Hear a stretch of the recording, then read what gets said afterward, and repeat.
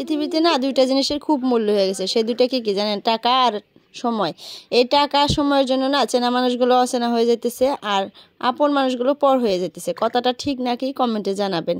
আমি তো একদম 100% ঠিক মনে করি। Everyone, welcome back to my channel Nazneen blogs. তো আপনারা কেমন আছেন? আশা করতেছি ভালো আছেন। আলহামদুলিল্লাহ আমিও ভালো আছি। তো সকাল সকালে উঠে দুপুরের জন্য রান্নাবান্না স্টার্ট করে দিয়েছি। আমার ব্লগ মানে দুপুরে রান্নাবান্না সকালে উঠেই। তো আবার সকাল দুপুর কোনো তফাৎ নাই, একদম একাকার হয়ে গেছে। সকালে উঠে মানুষ নাস্তা করে, নাস্তা রেডি করে। সকালে উঠে যেহেতু দুপুরে রান্নাবান্না স্টার্ট করে দেয়, তাই আর তফাৎটা ধরা যায় না। তো সকালে উঠে আজকে তাড়াহুড়া খুবই, কারণ আমার ছেলের স্কুল খুলে গেছে।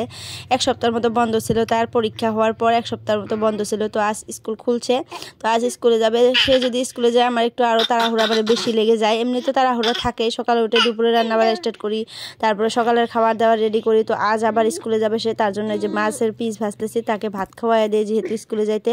আবার তার টিফিন রেডি করতে হবে, চা করতে হবে। মানে 8টার মধ্যে আমি এই কাজগুলো শেষ করে ফেলি। আর ঘুম থেকে উঠিও কিন্তু 6:30টার মধ্যে। তো 6:30টায় যদি ঘুম থেকে উঠি 1 ঘন্টার মধ্যে, মানে 1 ঘন্টায় ধরেন, 1 ঘন্টার মধ্যে এই কাজগুলো আমি একদম কমপ্লিট করে ফেলি।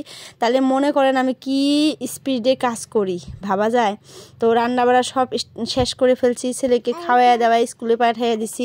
এখন আপনারা বিশ্বাস না করলে আপনাদের আমি ঘড়িটা দেখাইয়া দিব যে কত ঘন্টার মধ্যে আমি এই কাজগুলা কমপ্লিট করছি। এখন জাস্ট খালি আমার রুমটা ঝাড়ু দেওয়া আছে আর ঘরটা মুছে দেবো, এটাই কাজ বাকি আছে। কিচেনের কাম একদম কমপ্লিট, সব মানে থালি বাসন ধুয়ে একদম চিকচিকা করে ফেলছি। মেশিনে কাপড় ছিল সেগুলো নিয়ে বাহিরে রোদে দিছি। বিছানার কভারটা চেঞ্জ করছি, সেটা রাতে দিব ধোয়ার জন্য, এখন আর দিব না। তো আপনাদেরকে ঘড়ি দেখাই দিতেছি, দেখেন 8:30 বাজেই নেই। তো আমি সব কাজকর্ম 8টার মধ্যে শেষ করে, তার বাবা মানে চা খেয়ে দোকানে চলে গেছে। আমি মেয়েকে নিয়ে প্রায় 10-15 মিনিটের মতো বসেছিলাম, কেউ ছিল না, কার কাছে দেবো এটা ভেবেছিলাম।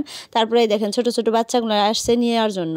তো এরা একটা বাচ্চা, এদের কাছে মানে মেয়েকে দিয়ে আমি কিভাবে মানে সুস্থ শান্তিতে থাকি বলেন? এরা তো নিতে চায়, আর তারপরে আমার দেওয়ারও মানুষ থাকে না, তারপরে আমি দিয়ে দেই। কিন্তু আমার মনের মধ্যে এত মানে ছটফট ছটফট করে থাকে, আর মানে খুবই খারাপ লাগে যে কিবা করতেছে, পড়েই গেল নাকি।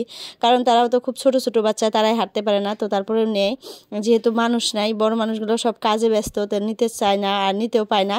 তো তার জন্য খুবই কষ্ট হয়ে যায়। এদের কাছে দিয়ে আমি ঘরটার ঝাড়ু দিয়ে নিছি, তারপরে মেয়েকে খাওয়াইয়া ঘুম পাড়িয়ে দিছি। সব কাজকর্ম কমপ্লিট। এখন দুপুর হয়ে গেছে, গা পা ধুয়ে নিছি, মেয়েকেও গা ধুইয়া মানে আবার ঘুম পাড়িয়ে দিছি। আর দুপুরে সকালে তো দেখলেনি আমি একটা সবজি বানাইছি, তো এখন আবার পাতাকপির বড়া বানাইতেছি। যেহেতু একটা সবজি আছে, দুপুর হয়ে গেছে, মেয়েও ঘুমাইছে, তাই একটু আরামে বড়াটা বানাইতেছি।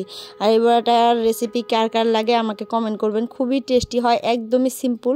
আপনাদের সাথে যদি শেয়ার করি আপনারা মনে করবেন যে এত সিম্পল এত সুন্দর হয়, খাইতে খুবই ভালো লাগে। যদি ট্রাই করে দেখেন, হয়তো বহুত মানুষ খায়, আবার বহুত মানুষ খায়ও না। তো সবাইকে আমি বলতেছি না, কেউ খায় কেউ খায় না। তো আপনাদের সাথে শেয়ার করবো কোনো একদিন। তো আজকের জন্য এতটুকুই। বাই বাই, আল্লাহ হাফিজ। সবাই সুস্থ থাকবেন, ভালো থাকবেন।